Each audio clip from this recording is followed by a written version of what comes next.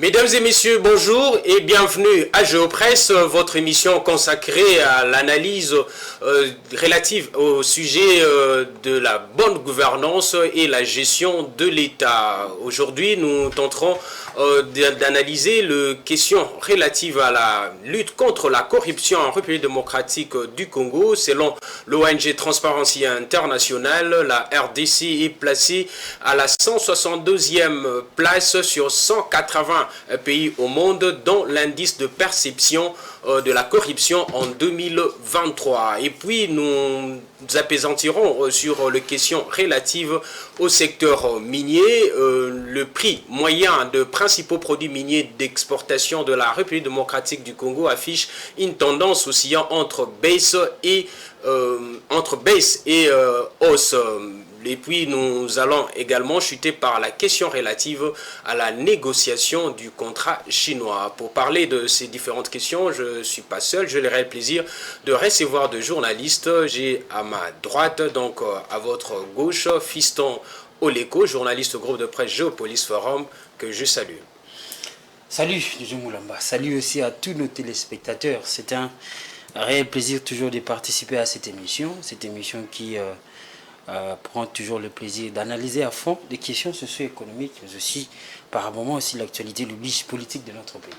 Merci d'être là sur ces plateaux. Et à ma gauche, donc à votre droite, c'est Jordan Mayenikini. Il est également journaliste à actualité.cd, mais il a également mis en place un média en ligne qui monte en puissance. Il s'agit des communes.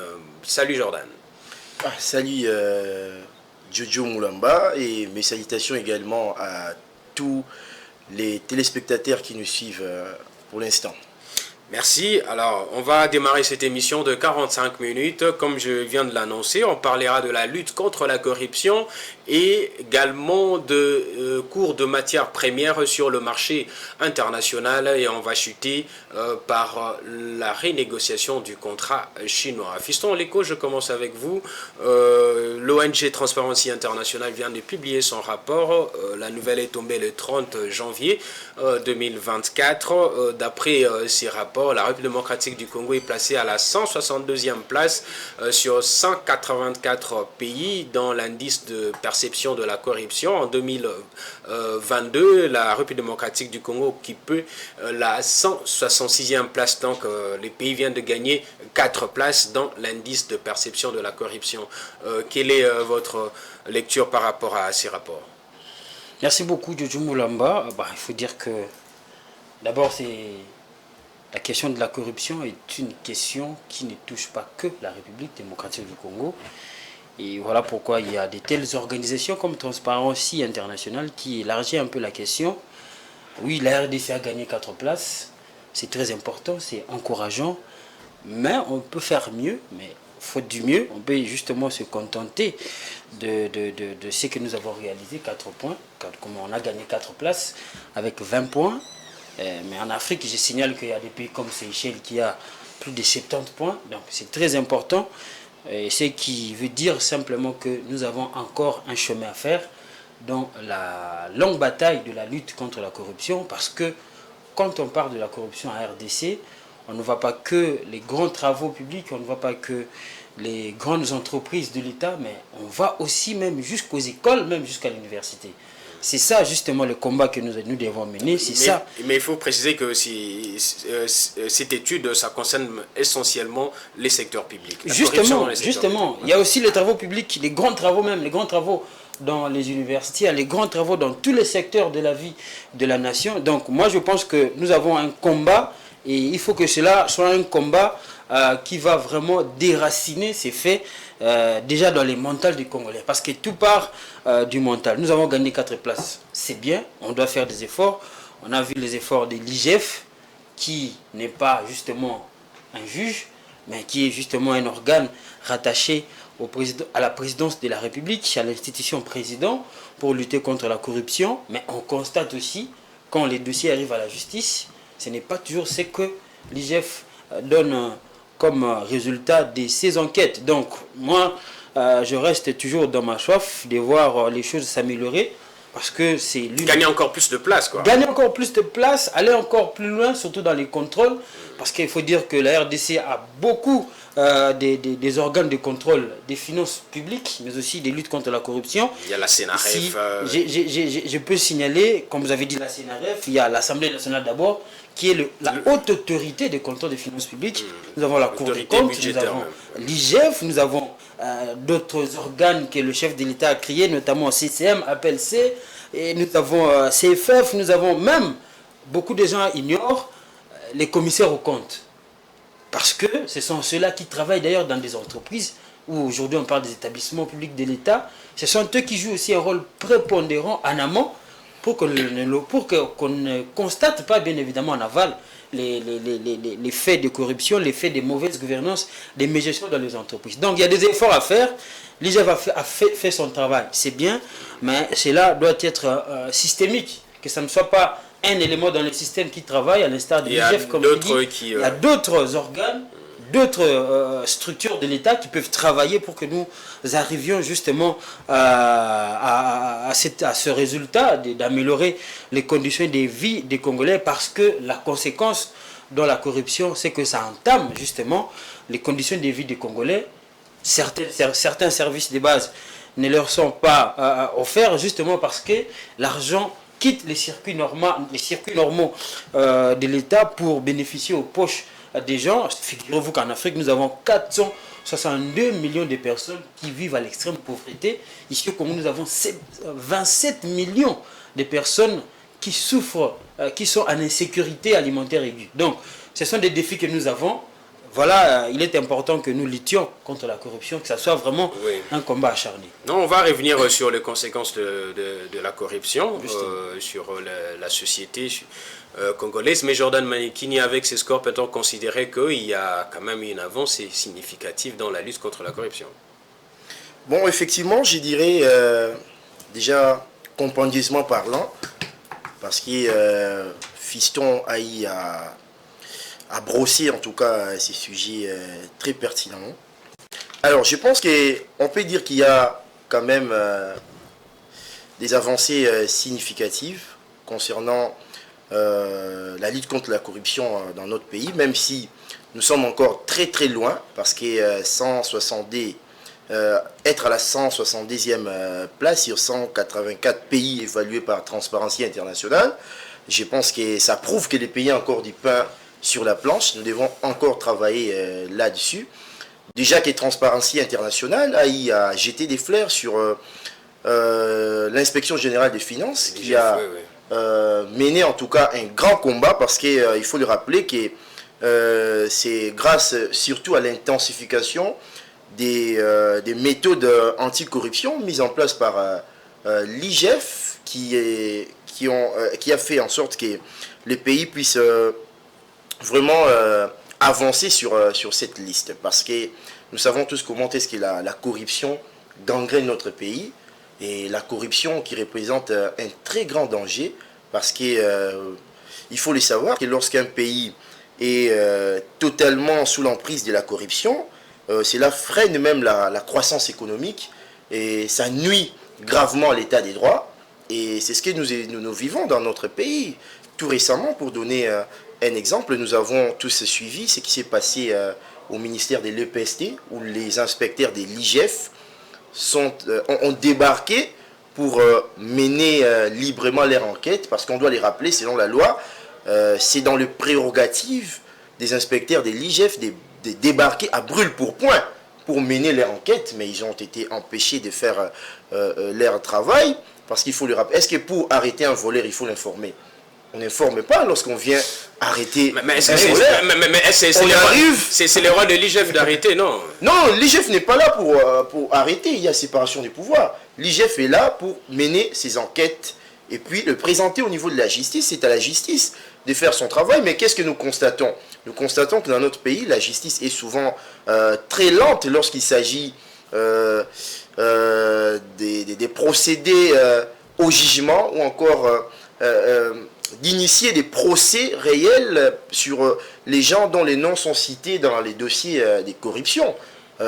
Il y a un adage... Mais s'il n'y a pas de preuves, la justice ne va pas trancher sur un dossier dont les preuves ne sont pas tangibles. C'est ça aussi la question. Non, effectivement, ce que je vais dire, c'est nous aimerions au moins qu'il y ait d'abord des procès. Parce que déjà, lorsque la justice n'arrive même pas à organiser un procès sur... le procès 100 jours. Les procès 100 jours, oui, mais il y a plusieurs dossiers. Il y a par exemple, puisqu'on on va parler dans cette émission des contrats SICOMINE, ça fait longtemps que l'IGF a déposé les dossiers, plutôt la liste de personnes qui ont été nommément citées sur tout ce qui est magouille lié à la signature de ce contrat. Mais jusque-là, même Gilles Alinguet, il avait déploré lorsqu'il avait organisé tout récemment sa sortie médiatique. Il a eu à déplorer que jusque-là, la justice ne l'accompagne pas à bien faire son travail. Si vous lisez les rapports des Transparency International, c'est effectivement mentionné que la justice congolaise n'accompagne pas à 100% la lutte contre la corruption, notamment à travers les rapports de l'IGF. Voilà pourquoi je pense que l'IGF ne doit pas travailler seul. Déjà, le chef de l'État a eu à rêver la Cour des comptes qui... Déjà, il faut le signaler qu'à l'époque de Kabila, nous avions une Cour des comptes qui ne travaillait presque pas parce que les magistrats de cette Cour n'avaient pas prêté serment. Donc, durant les 5 ans, le dernier quinquennat de Joseph Kabila, ces juges n'ont pas eu à mieux travailler parce qu'ils n'avaient pas prêté serment. C'est à l'époque de Félix Tshisekedi que ces juges ont eu à prêter serment. Donc, je pense que si déjà dans un État, nous constatons ces genres d'efforts, où aujourd'hui il y a la mise en place de l'APLC, l'Agence de prévention et de lutte contre la corruption. Il y a effectivement aussi la Cour des comptes qui travaille. Nous avons l'IGF. Déjà avec ces institutions, nous constatons qu'il y a quand même un petit mouvement sur la lutte contre la corruption. Voilà pourquoi nous avons aujourd'hui gagné au moins 4 places sur cette liste. Mais on ne doit pas s'arrêter là. On doit aller plus loin jusqu'au contrôle citoyen.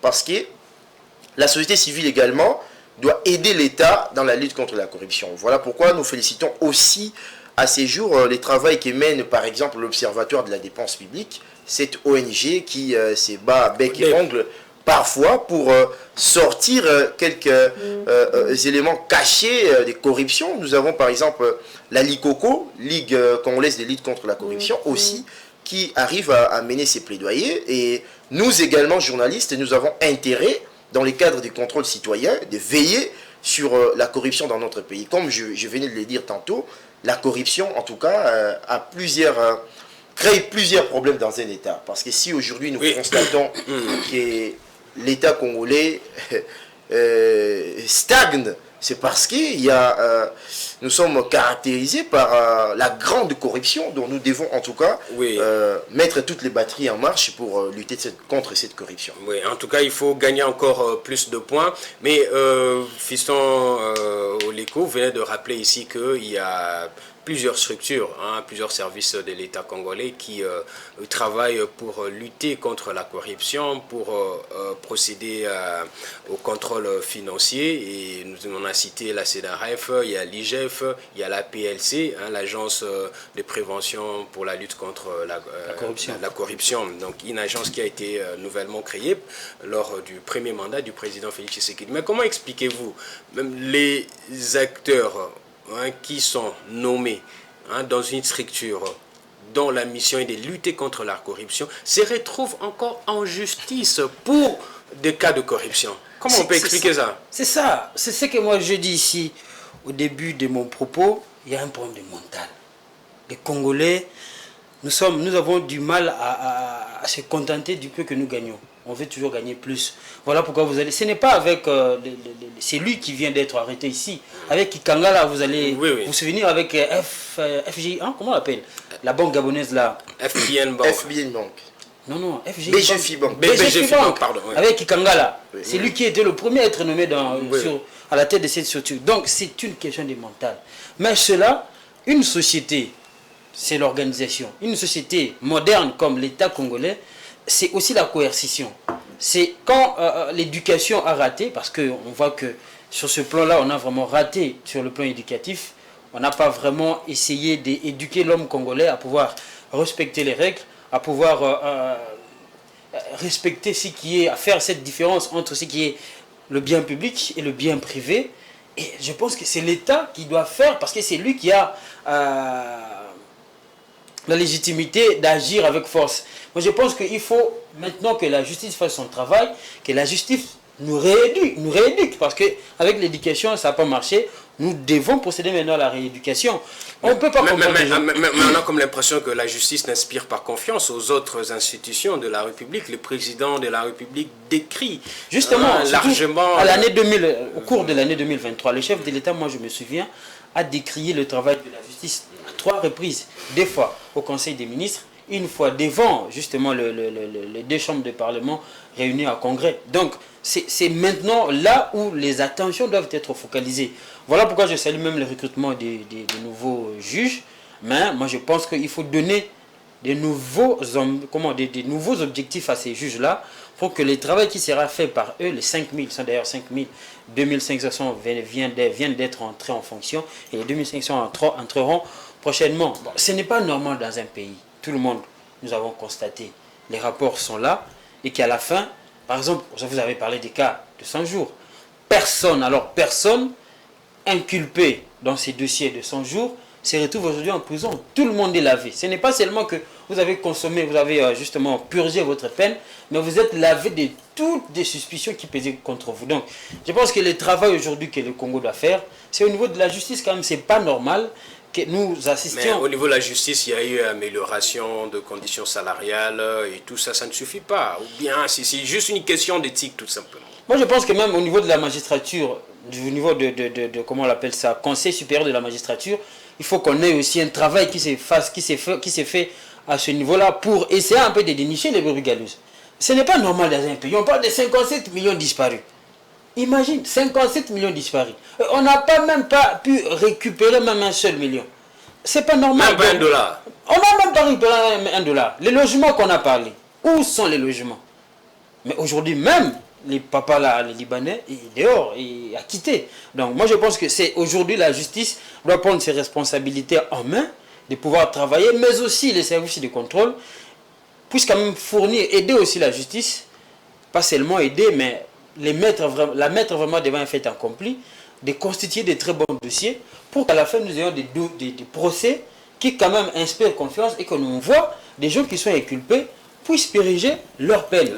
Parce que c'est la seule voie qui va permettre de jouer comme une force de dissuasion à ceux-là qui essaient un peu de vexer dans ces pratiques de corruption. Ici, on a parlé de l'IGF. L'IGF procède aujourd'hui à des contrôles a priori. Voilà comment une institution arrive même à imaginer à procéder à des contrôles a priori pour décourager la corruption. Donc c'est un mal qui est vraiment ancré même dans nos veines. Et c'est là... On a comme l'impression qu'il est devenu congénital. Doit être vraiment déraciné. Alors ce n'est que la justice, mais aussi la coercition qui doit faire en sorte que... Voilà pourquoi moi j'encourage même les communications intempestives de l'IGF. Parce que quand on fait du bruit, et je pense que ça va dissuader et puis décourager. Bien qu'on qualifie ça de folklore, tout ça, mais ça vaut la peine. Ça retentit. Ce qui qualifie de folklore, quand vous entrez vraiment dans le fond, vous allez comprendre que s'il n'y a pas d'acquaintance avec ceux qui sont dans des salles jeux, c'est qu'eux-mêmes sont dans les salles jeux. Oui. Parce que ça dérange. Ça dérange vraiment, mais... J'aimerais répondre. Oui, vous allez prendre la parole, oui. Mais je vous pose déjà cette question. On parle de conséquences de la corruption sur la société, ça gangrène, ça appauvrit la société congolaise. Mais quelles sont les vraies causes? Puisque pour résoudre un problème, il faut identifier les causes. Oui. Quelles sont d'après vous vraiment les causes réelles de la corruption démocratique? Au fait, moi j'irai en tout cas très loin dans mon raisonnement. Je pense que si nous analysons en tout cas correctement les dossiers de la corruption dans notre pays, moi je pense qu'on doit partir de la cellule de base, qui est la famille.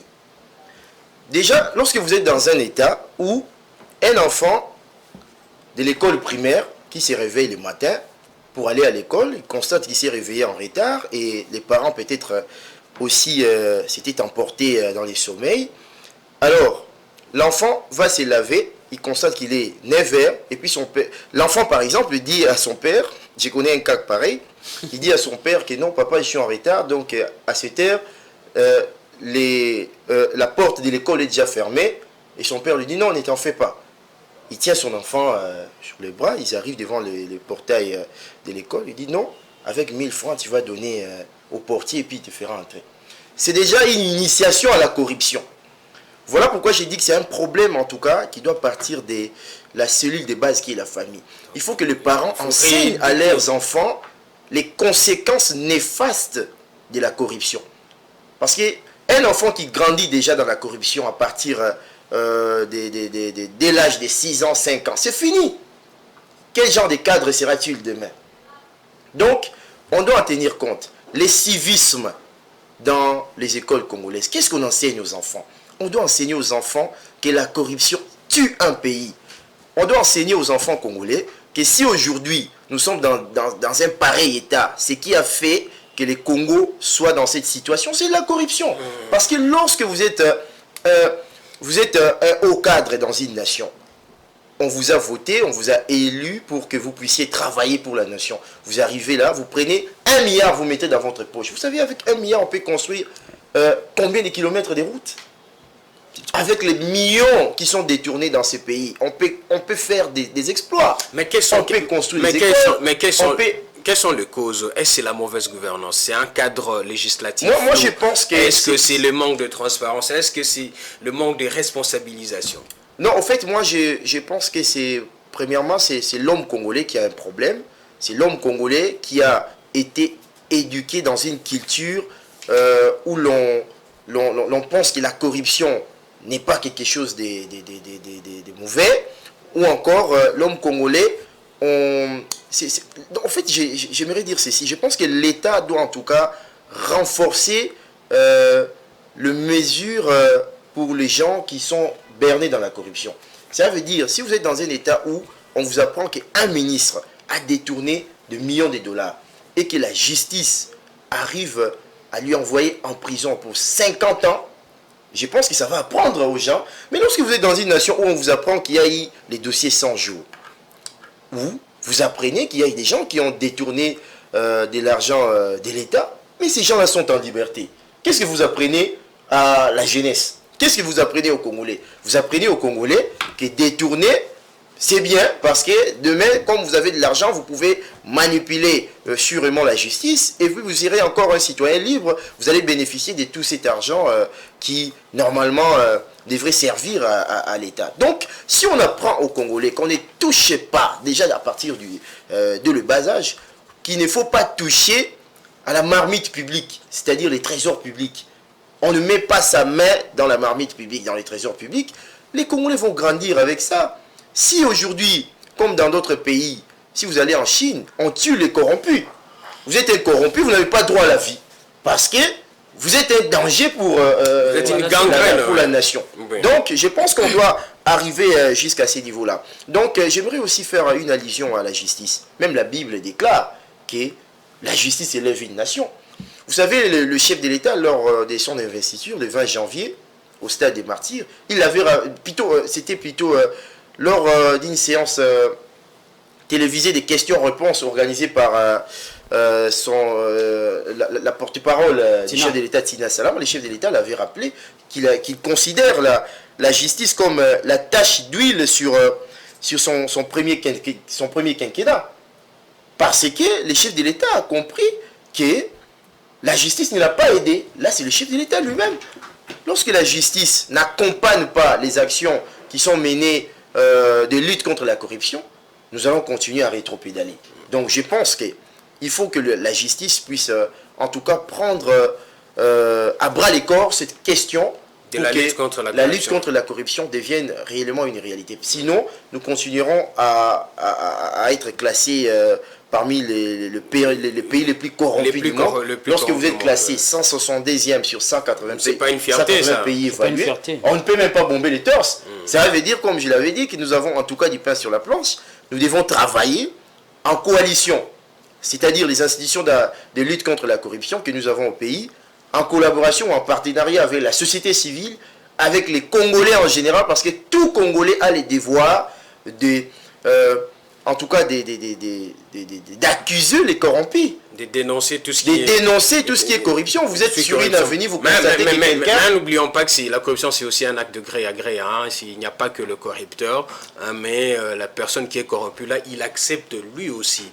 Oui. Donc, cette lutte-là doit être menée comme vous l'avez dit. Non, c'est vraiment une lutte qui doit être menée de façon générale. Donc, tous les Congolais doivent se mobiliser pour que nous puissions lutter contre ces fléaux qui vraiment détruit notre pays, qui freine la croissance économique en RDC. Parce que quand vous avez des gens qui détournent des millions, de l'argent qui devait servir à la construction ou au développement de l'État, les gens construisent des immeubles avec cet argent. Nous sommes un pays qui est encore loin de se développer.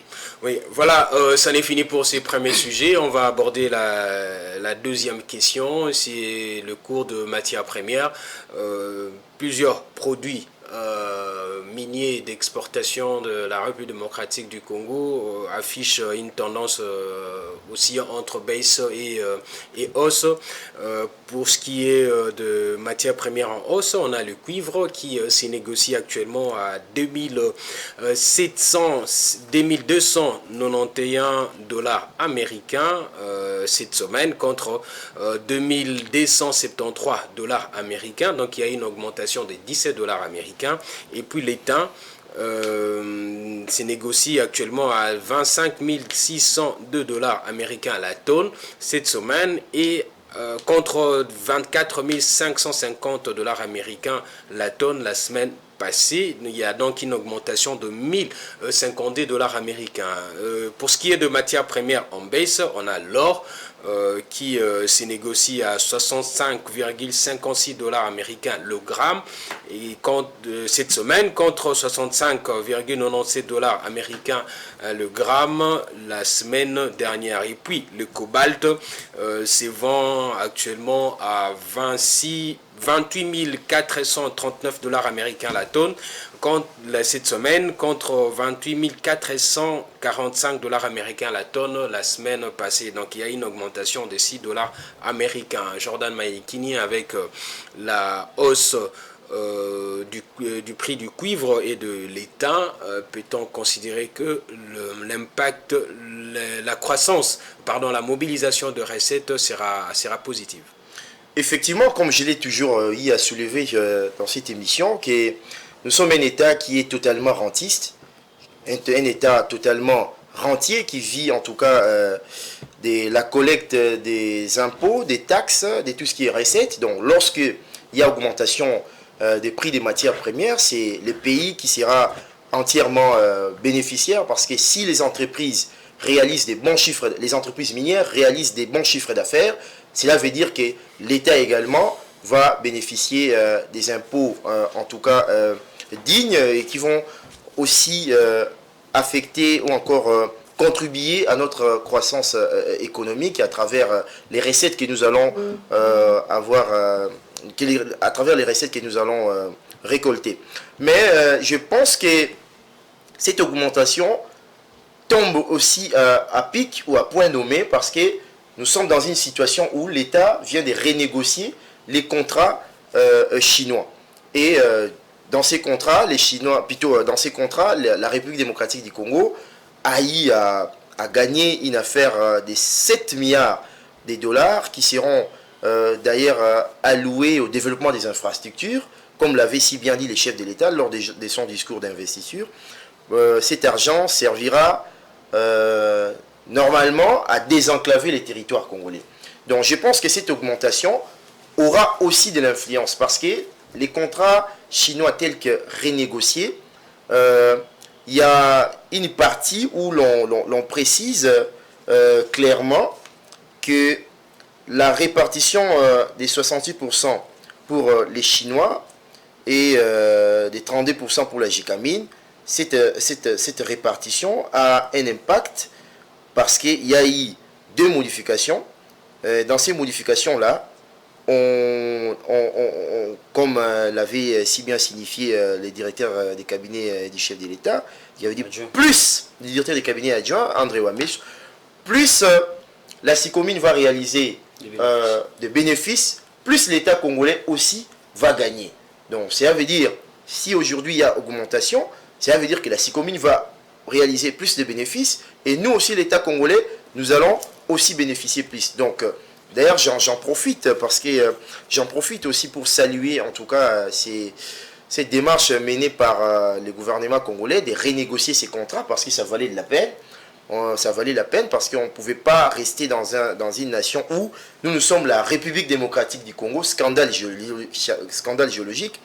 Nous avons mis nos ressources en jeu, mais nous gagnons moins par rapport à l'investisseur qui est venu avec des machines et de l'argent en liquide. Donc je pense que ces contrats méritaient en tout cas d'être renégociés pour que les Congos puissent en bénéficier. Et actuellement, avec les contrats Sicomine, les contrats chinois, qui a été renégocié, où les Congo a gagné une affaire de 7 milliards, avec les contrats Tenke-Fungurume et Ventura, les groupes de Dan Gettler, qui ont été aussi renégociés.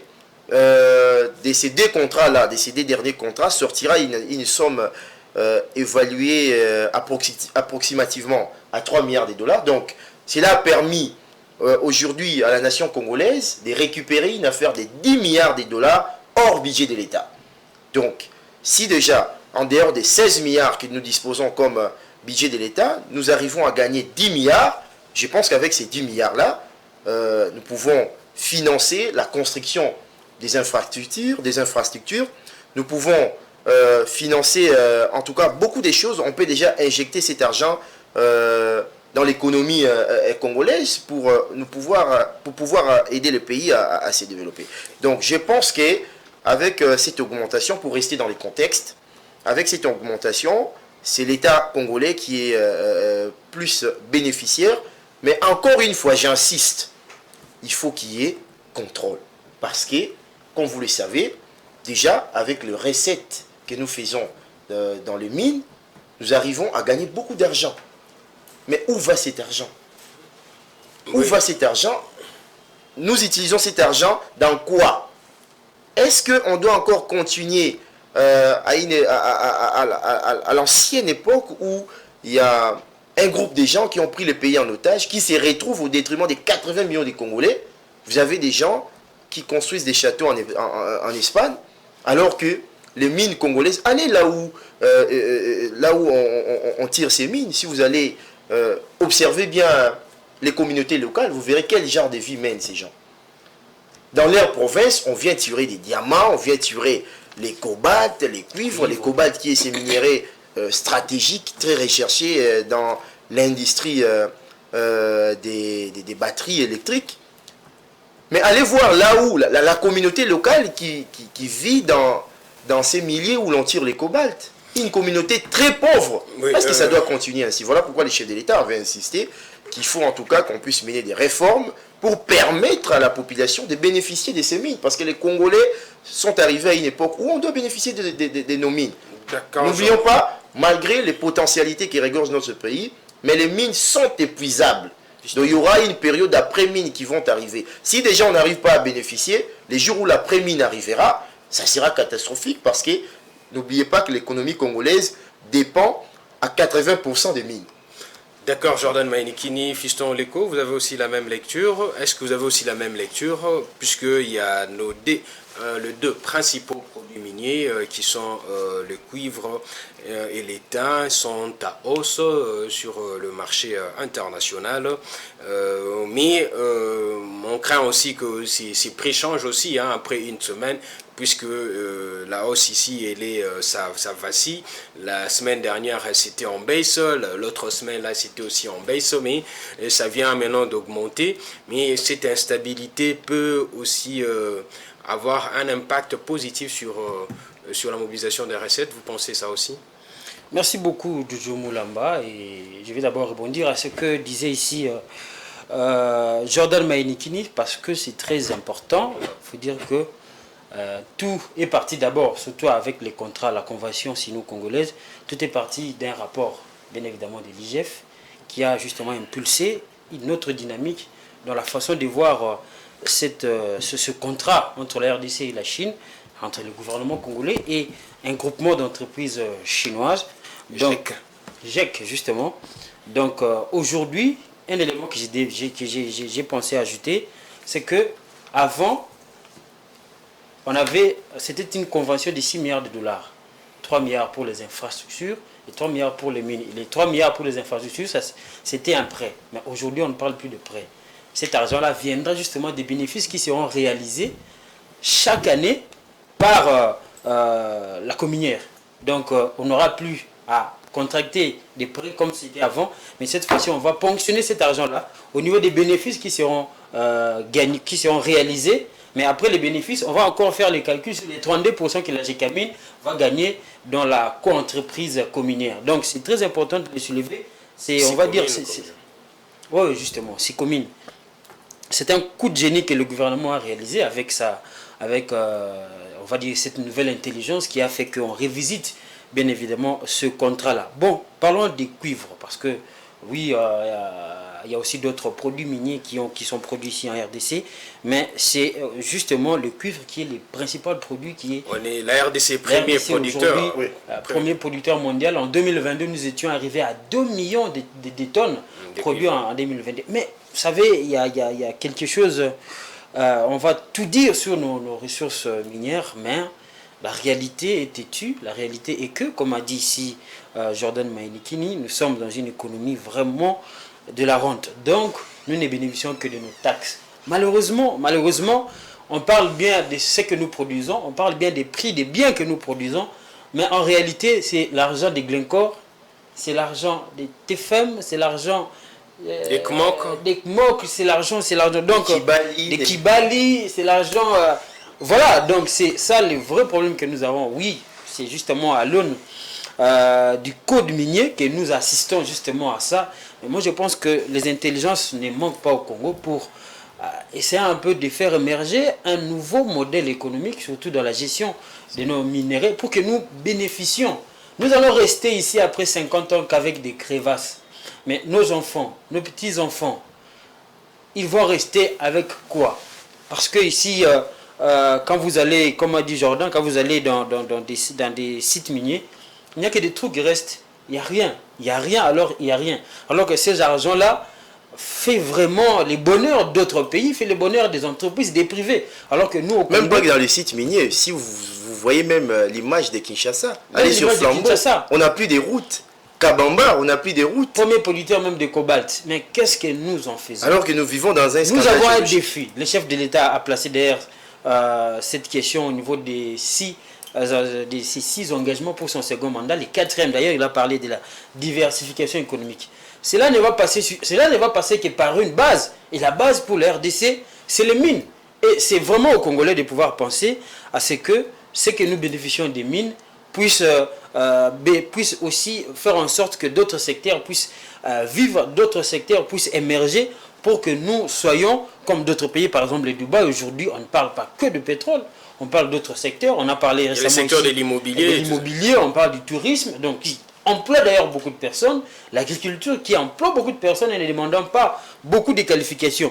Donc, on ne le dira jamais assez. Moi, je pense que il est vrai que des oscillations autour des prix, des fluctuations autour des prix des produits miniers, c'est important pour nous parce que ça augmente justement notre niveau de perception des taxes, des profits sur les bénéfices et tout.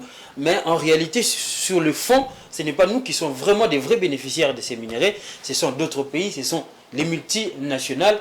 Et cela n'est pas toujours intéressant. Nous devons imaginer d'autres manières de faire pour que le Congo bénéficie réellement de ces minéraux. On a vu à l'époque, par exemple, on va donner l'exemple de l'EVA qui a bénéficié réellement au Congo. C'était sous l'administration coloniale, mais le Congo a bénéficié de ça parce que ça a créé la GECAMIN. Et puis la GECAMIN a créé tout ce que nous avons vu ici. Nous avons vu même l'AMIBA a financé la guerre. Donc moi je pense que nous devons réfléchir à pouvoir un peu faire bénéficier aux Congolais leurs ressources naturelles parce que c'est déjà un pas que Dieu nous a placé sur cette terre. Il y a un scientifique qui a dit d'ailleurs que Dieu était tellement fatigué lorsqu'il créa le monde que les restes des ressources minières qu'il avait dans son sac, et tellement qu'il était fatigué, il était dormi sur le territoire congolais et sa gibecière a fait que toutes les ressources qui restaient dans sa gibecière est tombée sur les Congos. C'est une manne que Dieu nous a donnée avec nos mines. Mais qu'il faut bien gérer. Il faut vraiment qu'il y ait l'intelligence. Voilà les intelligences congolaises. qu'on fait gagner au pays 10 milliards de dollars. Bien que ça va être étalé sur plusieurs années, mais c'est quand même important. Nous devons vraiment travailler pour que nous bénéficions de nos ressources naturelles. Mais pour ce qui est du cobalt, nous apprenons que les prix est en baisse. C'est la baisse de juste $6 américains. Mais c'est une entreprise chinoise, une société chinoise Kumoko qui devient aujourd'hui le premier producteur mondial de cobalt.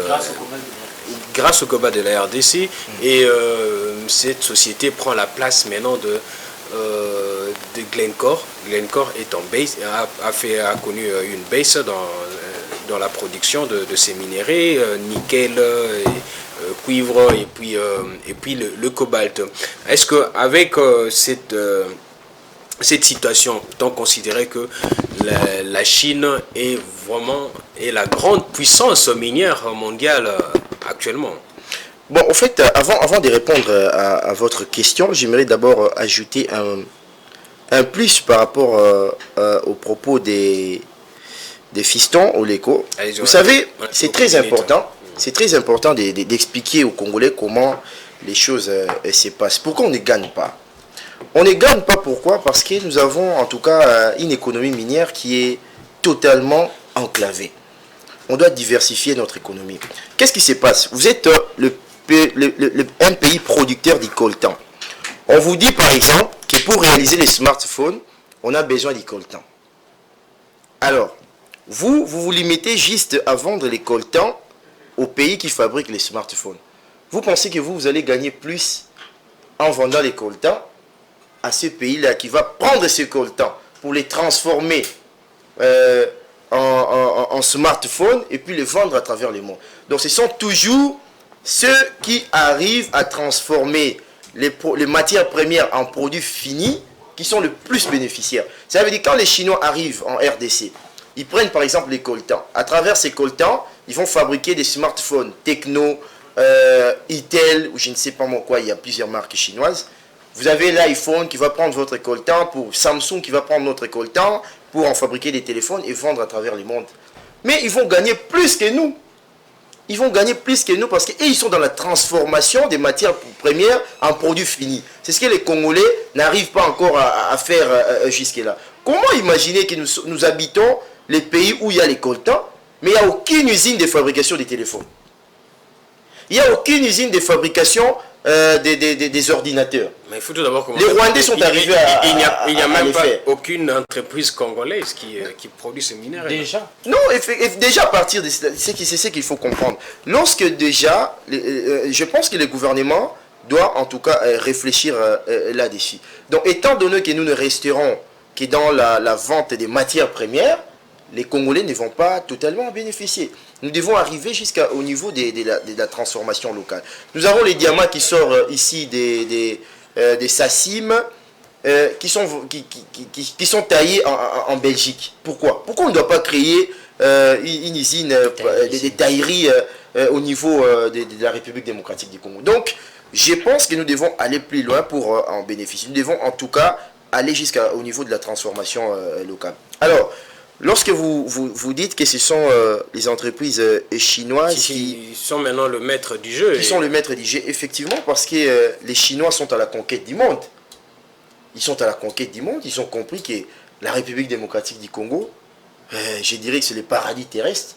C'est là où il y a la légende racontée par Fiston, qui dit avait tout oublié ici. Nous sommes un scandale géologique. Je ne sais pas si les gens arrivent à imaginer ce que cela veut dire.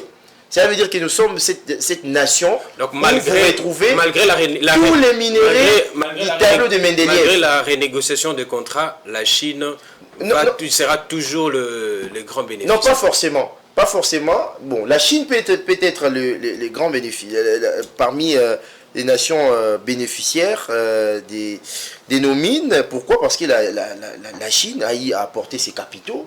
Et ce qu'il faut savoir aussi est que nous ne sommes pas un pays encore très avancé du côté technologie. Ça, c'est vrai. Parce que sans en tout cas l'apport extérieur, voilà pourquoi moi j'ai toujours insisté sur l'échange des connaissances. Ça veut dire, lorsqu'il y a des Congolais qui travaillent à la SICOMINE. Ces Congolais doivent savoir qu'ils sont là comme étant des ambassadeurs de la RDC. Parce qu'un jour, ces Chinois... Est-ce que les sociétés chinoises restent ouvertes vraiment à prendre aux Congolais, à laisser aux Congolais... C'est ça, voilà pourquoi j'insiste.